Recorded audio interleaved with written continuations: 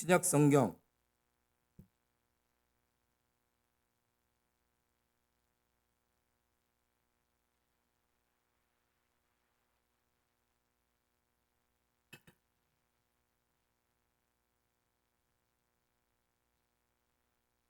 사도행전 2장 37절에서 47절 말씀입니다.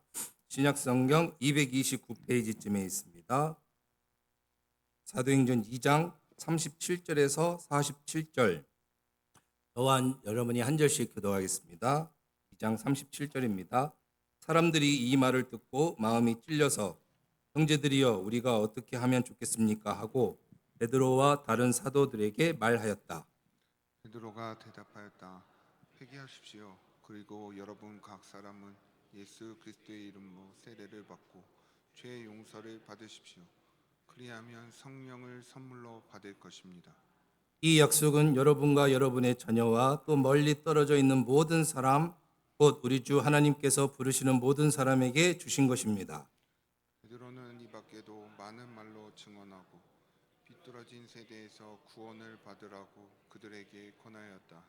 그의 말을 받아들인 사람들은 세례를 받았다. 이렇게 해서 그날에 신도의 수가 약 3,000명이나 늘어났다. 그들은 사도의 가르침에 몰두하고 서로 사귀는 일과 빵을 떼는 일과 기도에 힘썼다. 모든 사람에게 두려운 마음이 생겼다. 사도들을 통하여 놀라운 일과 표징이 많이 일어났던 것이다. 믿는 사람은 모두와 함께 지내며 모든 것을 공동으로 소유하였다. 그들은 재산과 소유물을 팔아서 모든 사람에게 필요한 대로 나누어 주었다. 그리고 날마다 한 마음으로 성전에 열심히 모이고 집집이 돌아가면서 빵을 떼며 순전한 마음으로 기쁘게 음식을 먹고 같이요. 하나님을 찬양하였다. 그래서 그들은 모든 사람들에게서 호감을 샀다. 주님께서는 구원받는 사람들을 날마다 더하여 주셨다. 아멘. 이 말씀이 우리 삼석교회에 이루어지기를 주님의 이름으로 축원합니다. 우리 옆에 있는 분들과 서로 인사하시겠습니다. 당신을 통해 하나님이 영광을 받으십니다. 당신을 통해 하나님이 영광을 받으십니다. 당신을 통해 하나님이 영광을 받으십니다. 아멘. 우리 다시 한번 구호를 한번 외치고 설교 들어가겠습니다. 너는 아멘. 하나님이 우리의 기도에 또 하나님이 우리의 간구에 응답해 주실 줄로 믿습니다. 얼마 전에 그 청소년 목장을 함께 세웠던 그 청소년 목자 제자에게서 전화가 왔습니다. 목사님 놀러 가도 돼요? 그러는 겁니다. 와라 그랬습니다. 그래서 이제 그 청소년 목자 출신의 제자하고 같이 밥을 먹는데 저에게 하는 말이 목사님 저 시집 가요 그러는 겁니다. 너 몇 살이냐? 그랬습니다. 25이요. 25세 시집 간다고? 예 그러는 겁니다. 누구랑 가냐? 아무개 오빠요 그러는 겁니다. 그래서 제가 그 얘기를 듣고 그 친구가 너에게 결혼하자고 안 했을 텐데? 그랬습니다. 그랬더니 예 제가 하자고 그랬어요 그러는 거예요. 그래서 잘했다라고 얘기를 했습니다. 근데 그 친구가 저에게 이제 놀러 가도 돼요라고 하길래 제가 결혼 날짜가 잡혔는가 보다 생각을 했습니다. 왜냐면 작년에 그 휴가를 그 교회에 가서 예배를 드리고 이제 인사를 하는데 그 청소년 목자 출신의 제자 어머니가 저에게 목사님 우리 딸 결혼해요. 누구랑 해요? 아무개랑 한대요. 결혼한다고 지금 연애해요. 그러는 겁니다. 저한테 누구에게 이야기하지 마세요. 그러는 겁니다. 교회 떠난 지 5년 됐는데 제가 누구를 붙들고 이야기를 하겠습니까? 그리고는 이제 이런저런 얘기를 하다가 제가 물었습니다. 왜 결혼을 하자고 했냐라고 이야기를 했습니다. 왜냐면 그 남자 형제는 36살이니까 36살 먹은 친구가 25살 그 자매하고 이제 결혼을 하는 거 아닙니까? 교회에서 선생님 했던 사람이 이제 그 남편이 되는 겁니다. 저도 오빠 소리를 듣다가 아빠 소리를 들은 사람이지만 선생님은 아니지 않습니까? 그래서 이제 물었습니다. 어떻게 해서 그렇게 됐냐? 그랬더니 이 남자 형제가 결혼을 포기하고 자기가 모은 돈으로 자동차를 하나 샀습니다. 그리고 그 차를 타고 이제 출퇴근을 하려고 하는데 이 저기 25살 먹은 이 자매가 싱글 목자가 오빠 나 그 차 태워주세요. 그래서 이제 그 차를 얻어 타고 왔다리 갔다리 하다가 이제 그 안에서 이제 썸이 일어난 겁니다. 결혼을 포기하고 차를 샀는데 그 차 때문에 지금 둘이 결혼을 한 겁니다. 그리고는 이제 저에게 모바일 초초장을 이제 보내줘서 그 사진을 이렇게 보는데 이 남자의 모습이 바뀐 겁니다. 이 친구는 제가 누군가가 이렇게 결혼 상대자 배우자 찾고 남자 좀 소개시켜 달라고 하면 제 머릿속에서 언제나 1순위였습니다. 제가 봐도 진국입니다. 그 친구가 목회를 해야 할 것 같고 나는 저기서 일을 해야 할 것 같은데 그 친구를 보면 볼수록 신중하고 섬세하고 아무 일 없이 성실하게 일 잘하는 친구입니다. 근데 이 친구는 순수합니다. 수수하고 멋내는 거 없습니다. 그런데 모양이 변해 있는 겁니다. 옷도 바뀌어 있고 헤어스타일도 바뀌어 있고 안경 쓰던 친구인데 렌즈를 끼고 다니는 거예요. 야, 딴 사람인데 그랬더니 하는 말이 제가 오빠의 때 젊은 사람이랑 살려면 머리 스타일 바꿔야 한다고 옷 이거 입어야 한다고 이렇게 행동해야 한다고 그리고 살 빼야 한다고 애 나오면 안 된다고 그래가지고 25살짜리 이 처녀가 36살짜리 남자애를 계속 옷 골라주고 옷 사주고 헤어샵 가가지고 머리 해주고 그거 계속 해가지고 완전히 딴 사람이 됐습니다. 그래가지고 이제 이번 주 토요일 날 그 결혼식을 하는데 가서 이제 한번 보려고 얼마나 달라졌는지. 그래서 제가 그것을 보면서 야 사랑이 무서운가 보다. 사랑하니까 애 나온 것도 들어가게 하고 사랑하니까 헤어스타일도 바뀌고 사랑하니까 옷 입는 것도 달라지고 그래서 같이 밥 먹을 때 그 친구가 안아가지고 도둑놈이네 사기꾼이네 이러면서 이제 같이 밥을 먹었는데 사랑하면 사람이 달라지는 것 같습니다. 오늘 본문은 사도행전 2장의 후반부입니다. 사도행전 2장에 대해서 잠깐 설명을 드리자면 부활하신 예수님이 제자들에게 예루살렘을 떠나지 말고 내가 너에게 약속한 성령을 기다리라 라는 그 약속을 붙들고 사도들이 마가의 다락방에 모여서 하나님 앞에 간절히 기도합니다. 그리고 오순절이 되었을 때 마가의 다락방에 모였던 그 제자들에게 성령이 불같이 바람같이 강력하게 임하십니다. 그래서 성령의 임재하신 가운데 그 방언에 모였던 사람들이 성령의 말하게 하심을 따라 방언으로 말을 합니다. 그 방언으로 하는 그 말이 오순절에 예루살렘에 모였던 세계 각지에서 어떤 사람들의 그들의 모국어로 성령께서 말하게 하시는 방언이 그들 귀 속에 들리는 은혜, 역사가 일어납니다. 저 사람들이 어떻게 해서 내가 살고 있는 나라 모국어로 말을 하나 의아해하면서 쟤들이 술 먹고 취했구나 라고 이야기를 할 때 베드로 사도가 그 의심하는 믿지 않는 사람들에 대하여 설교를 시작을 합니다. 오늘 우리가 성령의 충만함, 성령의 말하게 하심을 따라 말을 하는 것은 요엘 선지자가 우리에게 예언하였던 그 예언의 말씀이 오늘 우리에게 임하였다. 그 하나님의 구속의 은혜가 하나님의 큰 일이 오늘 우리가 말하는 이 방언을 통하여서 너희에게 알려졌다. 너희가 십자가에 못 박아 죽이신 예수는 하나님께서 보내신 하나님의 아들 그리스도이시고 그 예수가 부활하심으로 말미암아 하나님이 오늘 우리에게 그 성령의 임재를 성령의 은혜를 우리에게 부어주셨다. 그래서 너희들은 너희가 죽인 십자가에 매달아 죽인 예수를 죽였다는 것을 회개하고 하나님께로 돌이키라 라고 이야기를 합니다. 그래서 그 베드로 사도의 설교를 듣고 사람들이 마음에 찔려 오늘 37절에 이야기하는 내용입니다.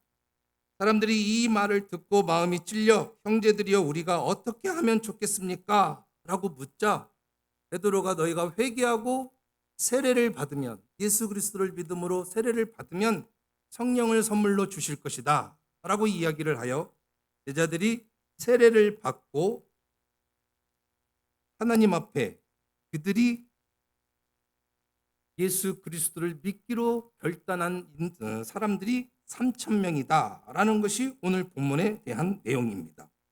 그런데 오늘 본문에서 사도 베드로는 뭐라고 이야기를 하냐면, 너희가 예수 그리스도를 믿음으로 말미암아 이제 회개하고 예수 그리스도를 믿어서 너희가 비뚤어진 세대 가운데서 구원을 받으라 라고 이야기를 합니다.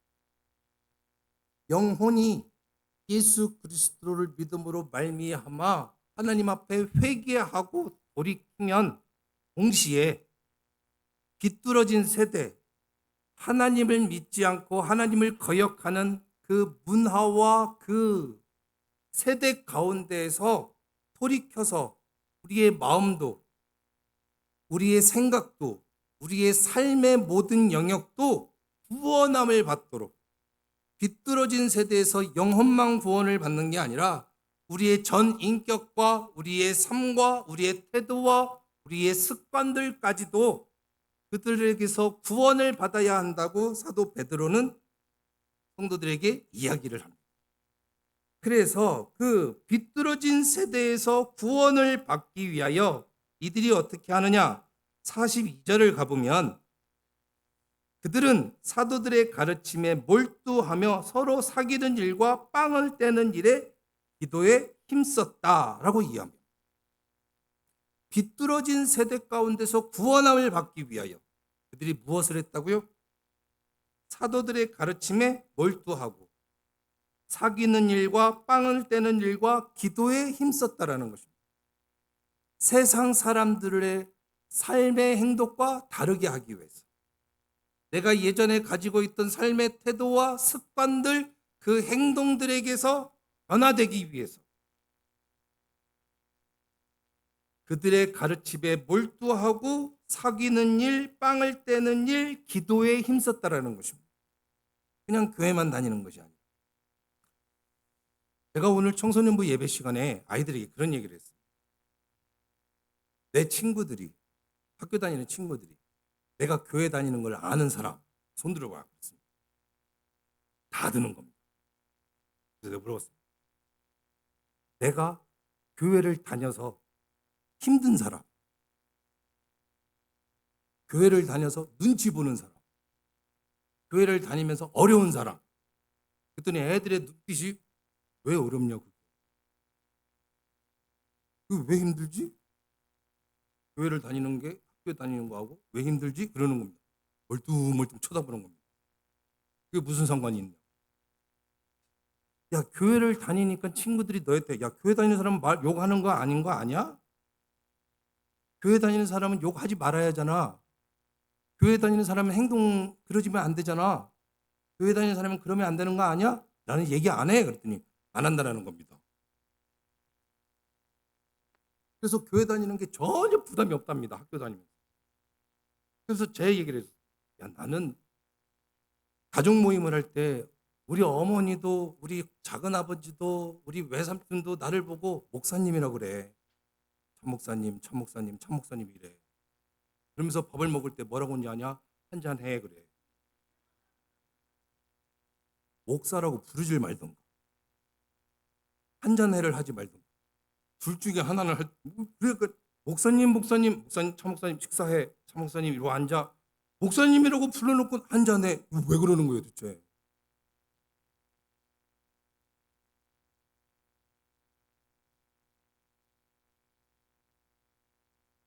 어려워요. 예수 믿는 게.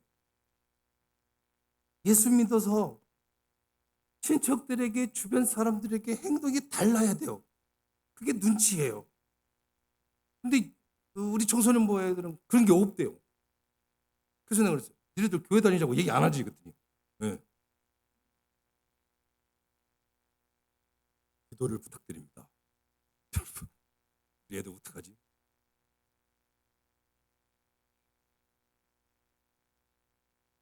(43절에서) 성경은 우리에게 이렇게 얘기합니다. 모든 사람에게 두려운 마음이 생겼다라고 얘기합니다.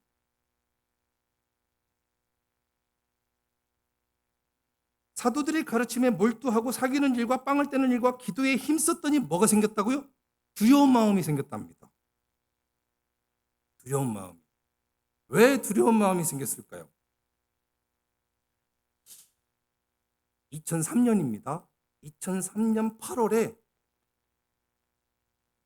예수전도단의 창립자였던 로렌 커닝햄 목사님이 한국에 오셔서 4박 5일 동안 집회를 한 적이 있어요. 그때 로렌 커닝햄 목사님만 온 게 아니고 스카프레너 목사님, 그다음에 톰 목사님, 그다음에 예삐, 그다음에 몇몇 유명한 이들이 오셔서 4박 5일 동안 오살리 금식기도원에서 4박 5일 동안 집회를 했습니다. 그때 거기에 참여를 했습니다. 전주에서 버스 하나 빌려갖고 4박 5일 동안 오살리 금식기도원 가보셔서 아실 텐데 그 앞에가 우리 교회 요 본당만큼이 앞에 의자가 없습니다. 바닥입니다. 거기서 청년이 뛰는데요. 와, 무드장이 무너졌어요 그날. 4박 5일 집회하면서 스카프레너 목사님이 찬양 인도하고 로렌 목사님이 말씀 전하시고 톰 목사님이 청소년부 담당하고 에삐 목사님이 장년부 담당하고 4박 5일 동안 오살리 금식기도 전체를 다. 제가 오살리 금식기도회를 기도원을 그 구국기도회 군인들만 모아놓고 집회할 때가 있거든요. 그걸 제가 3번을 참여해봤는데 그때보다 더 많았어요. 2만 5천 명이 모였나? 하여튼 그날 어마어마했어요. 근데 이제 그 집회가 열렸는데 마지막 날이었는가 언젠가 이 강사님들이 이제 안수기도를 해주신다는 거예요. 쓰라는 거예요. 그래서 쫙 섰어요. 그래서 뭐 로렌 목사님 쪽으로 쓰고 스카프레너 이쪽 쓰고 뭐 탐 쓰고 에피 쪽 쓰고 쭉 서서 이제 안수를 받는 거예요. 한 사람씩 가면서 이제 안수 받고 하는데 뭐 여기 입신 나오고 입신 해가지고 이렇게 기도하고 할렐루야 하고 영 났고 여기 뭐 방언 터지고 막 난리 났어요. 한 걸음 한 걸음 가는데 제 마음이 두려운 거예요.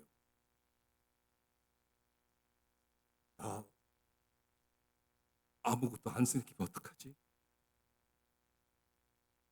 저기는 은혜를 받고 여기는 방언 터지고 여기는 기도, 여기는 지금 병이 나았다고 할렐루야 하고 여기 입신하고 누워있고 한 걸음 한 걸음 가는데 나 긴장되는 거예요. 한 걸음 주여 내게 은혜를, 주여 내게 은혜를. 은혜를 받았을까요? 안 받았을까요? 에? 받았다. 받으셔서 오늘 이 자리에 있다. 안 받았다. 안 궁금하다. 못 받았어요. 아무런 능력이 없었어요. 그때 내가 누구한테 섰는지 지금도 기억도 안 나.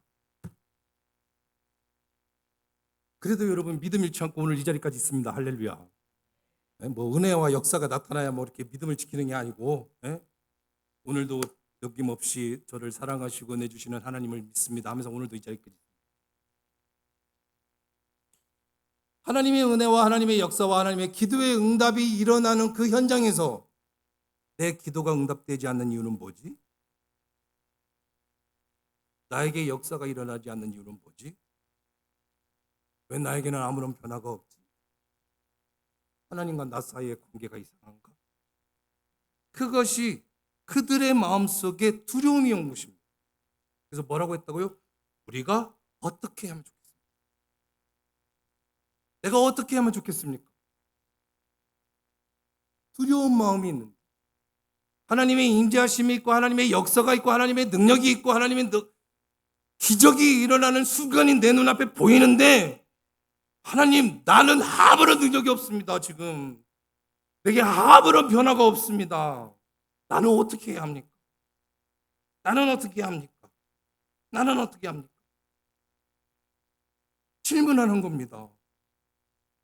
여러분은 그 기도해 보십니까? 두려움이 있으십니까? 예배의 자리에 나왔을 때 두려움이 없으십니까?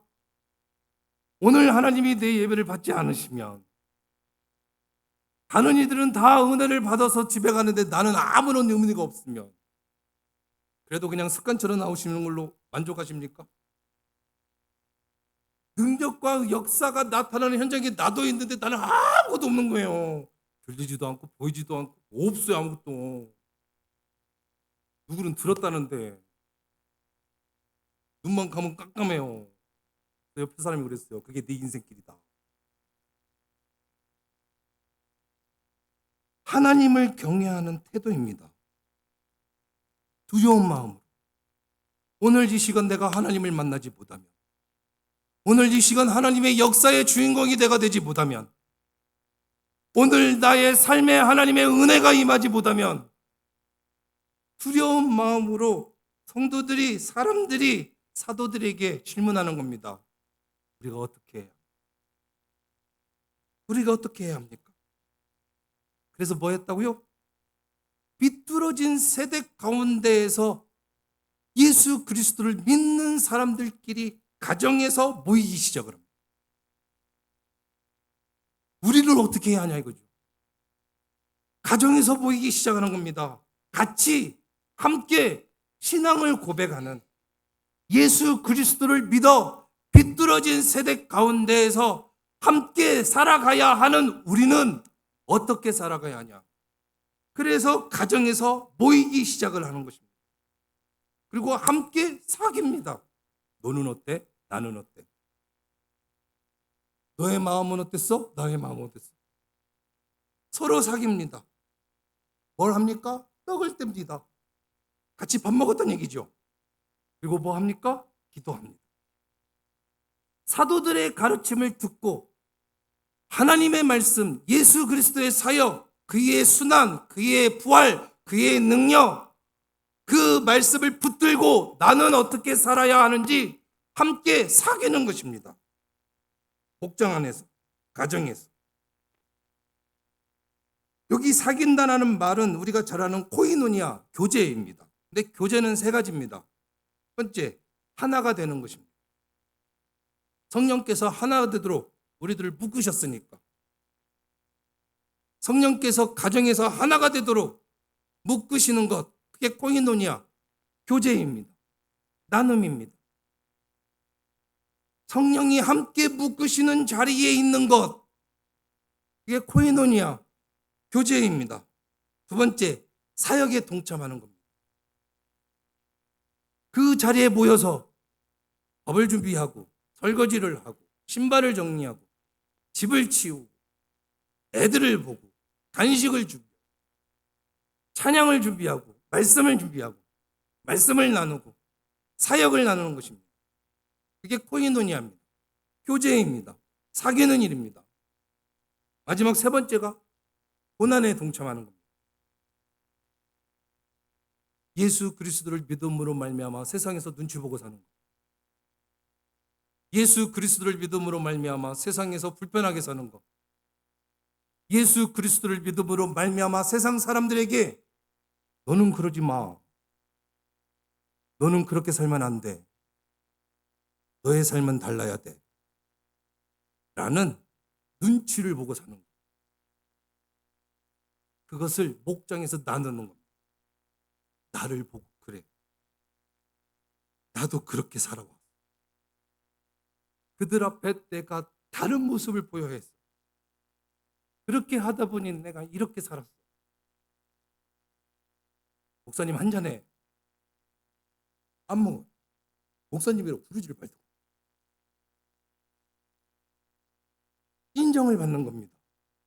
사람들에게.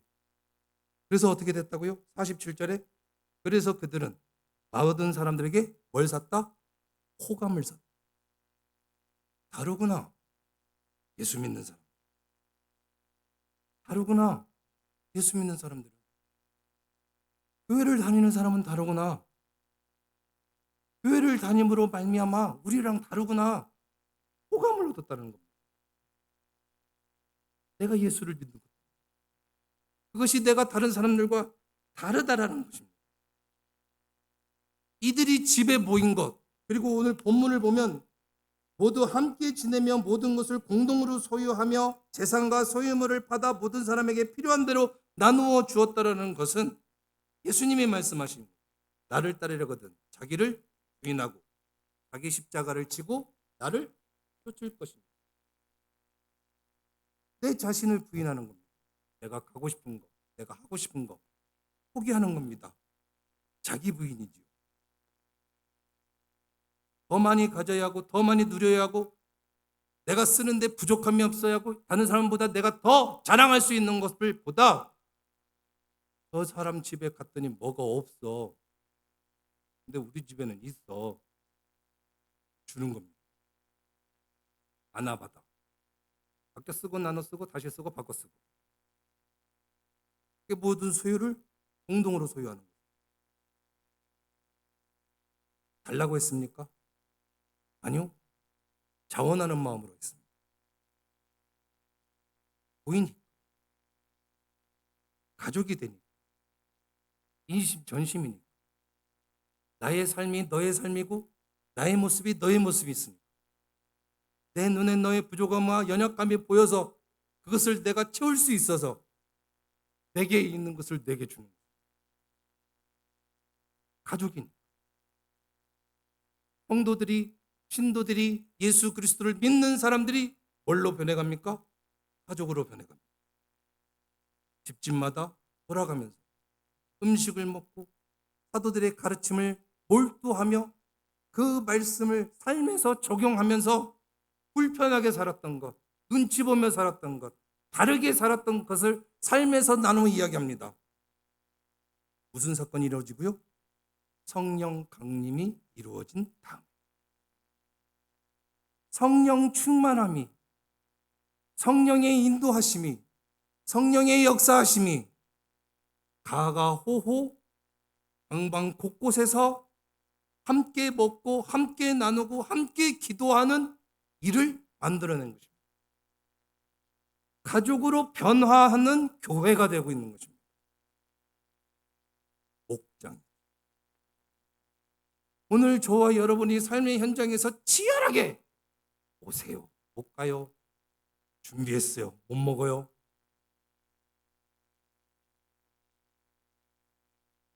저울질을 하는 것, 밀당을 하는 것 같아요. 목자 목녀님들이 그렇게 애쓰고 수고하는 이유가 성경에 기록되어 있는 성경 말씀이 오늘 나의 삶에, 우리 교회에, 우리 목장에 이루어질 수 있기 위해서 가가호호 방문하며 밥을 먹는 것입니다. 어떤 사람이요? 성령 충만한 사람. 이때는 아멘을 하셔야 합니다. 물을 먹겠습니다.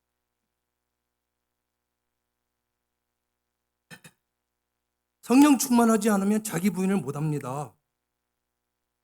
성령 충만하지 않으면 하나님의 말씀에 순종하지 못합니다. 성령 충만하니 자기 부인으로 집에 가서 모여서 함께 교제하고 떡을 떼고 기도하고. 성령 충만함이, 성령 충만함이 내게 있는 것을 다른 사람에게 주는 것입니다. 성령 충만함이, 그게 성령 충만함입니다. 그것을 나는 이 비뚤어진 세대 가운데서 어떻게 살아야 합니까? 라는 질문이 가정에서 함께 모여 기도하는 가정교회를 만듭니다.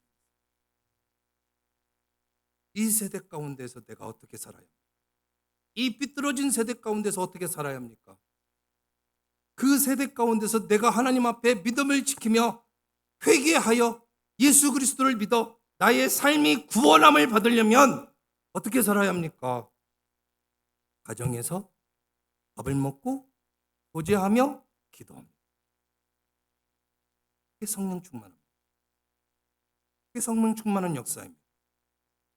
그 성령 충만함이 하나님의 기적과 이적과 응답을 그 눈으로 보게 합니다. 사랑하는 여러분, 우리는 11월 3일 날 VIP 초청주의를 한다고 구호를 외쳤습니다. 분위기가 다운됐으니까 우리 구호 한번 다시 합시다. 너는, 다시 한번, 너는 할렐루야. 하나님 앞에 새 영혼을 품는다라는 것은 성령이 일하시는 역사입니다. 한 영혼을 품고 기도한다라는 것은 성령의 역사입니다. 제 여동생이 결혼한 지 10년 만에 초대를 냈습니다. 10년 만에. 결혼한 지 10년 만에. 병원에 가보기도 하고 시댁에서 약을 지어주기도 하고 시술관을 진행해보기도 하고 이렇게 저렇게 안 돼서 개를 한 마리 데려다가 이름을 붙이고 한 가족으로 살았습니다. 몸이 안 좋아가지고 병원에 갔더니 임신이라 그런 거예요. 6개월이라고. 무슨 그런 일이 있냐. 나는 그냥 몸이 안 좋아서 왔는데. 임신 6개월인데 난 지금까지 한 번도 입덧을 안 했다. 해동도 없었다. 그랬더니 아기가 한쪽에 구석탱이에 있어서 몰랐답니다. 근데 그 아기가 태어난 거예요. 잘 놉니다. 그 애 때문에 제가 여동생에게 전화를 합니다. 잘 크냐? 뭐하냐? 뭐냐? 물어봅니다. 여동생이 사진을 보내줍니다. 귀엽습니다. 눈이 큽니다.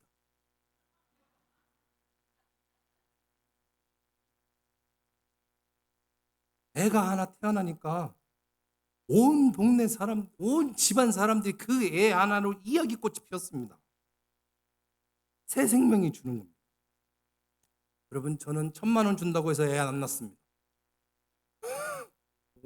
애 하나 낳으면 1,000만 원 준다는, 전 1,000만 원 보고 애 낳진 않을 것 같습니다.